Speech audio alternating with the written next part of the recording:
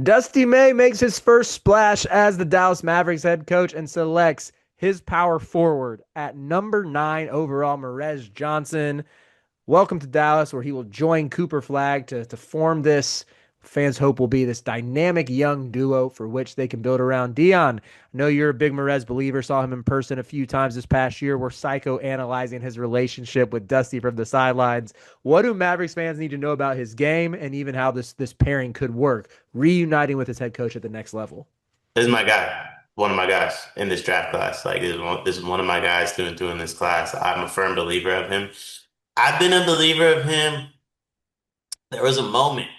Um, Number 5 overall pick, Keaton Walker. I look up, G and I are in the stands in Champaign, Illinois. We're watching Michigan get ready to be crowned Big Ten champions if they beat Illinois at on the road. And I look up, and Morez Johnson is guarding Keaton Walker 94 feet. And I turned to G and said, "Whoa!" And then he hits a pick and pop three, and G starts screaming, "He could shoot now!" And I'm thinking to myself, that was sick, but whoa! Like, did I just watch this guy pick up the number 5 overall pick, a guy who did Keaton win Big Ten Player? No, yeah, actually did. A guy who had a Big Ten Player of the Year candidacy, Mm-hmm. 94 feet, one of the best point guards in the country, and Morez is a 6'10" center, arguably. I think you're getting one of the more versatile defenders in the country from college basketball. A guy who can guard 1 through 5 legitimately. A guy who's a great rim protector. But like I said, picked up Keen Wagler, 94 feet. A guy who shot a great percentage from the free throw line, which is rare at the center position. A guy who was able to step back and shoot threes, and physically was a bully. There's very few holes in this Mm-hmm. guy's game. I can't believe that we didn't think he would go top 10. Shout out Jeff Dusty. Shout out Senior. Shout out to the whole Morez family. They deserve it. Yeah, everything you said, it encapsulates sort of the whole aura that comes with Morez Johnson. Super physical, insane talent, just psycho competitor, hard worker, everything that you could want, and truly like a potential number two option too. Like that might be, maybe that's a little bit lofty of a projection, but like there's a world where he just becomes the number 2 to Cooper Flag because I think his offensive game is only expanding. G and I both, we did the scouting report on him, and our best case comp for him was Bam Adebayo. Neither of us talked about it beforehand. That was just who we both came to the consensus to. And I think there's so many parallels to their games where coming out of Kentucky, Bam was seen almost as like exclusively a lob threat rim runner type. And even when the Heat took him at 14, seemed like it might have been a reach. Fast forward a few years and he develops his offensive bag. He develops a handle, can run the offense through him for stretches. And you saw Morez start to show some of that same like developmental track this past season at Michigan, coming from Illinois, where he was mainly just used as a rim runner. And I think if that continues, if you see the passing continue to take shape, there were moments, especially early on, where the offenses ran through him a little bit more. You're looking at a guy who just is barely scratching the surface of his potential.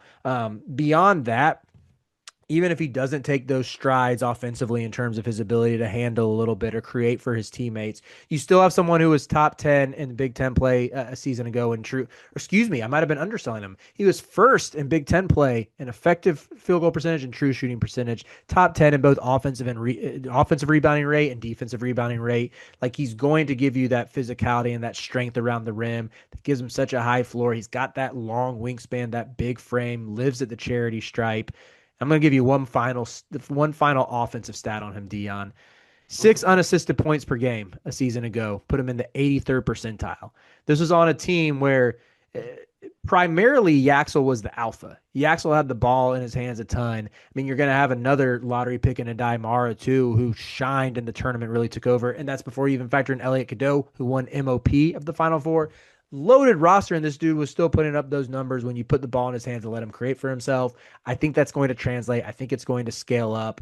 I love the pick for Dallas, and the future's bright. Good franchises, smart franchises keep doing smart things. Run me that. We got yaks. We got yaks. Run me that. Big girth. Big girth. I'll save it for the video though. Just in case there's any Mavericks fans who are tuning in for the first time, Dion is a Warriors fan. You live in the Bay Area, you're not bandwagon. I want to clarify that. I got your back on this one, and y'all just took Yaxel. So another Michigan front court player. Oh man, this is sweet. He's crying with his parents. That's really nice to Yes, see. sir. Um, Yes, sir. I love the fit. I would have loved Morez's fit anywhere. I just described like the way he's able to play 1 through 5. He can fit into any system. You don't need to fit a system around him. I think that matters, right?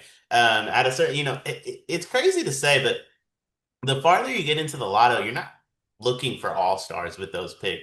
You're looking for quality players that, could be an all-star if things go right, but like you're not getting AJ DePonsa who's like gonna be an all-star like in year 2.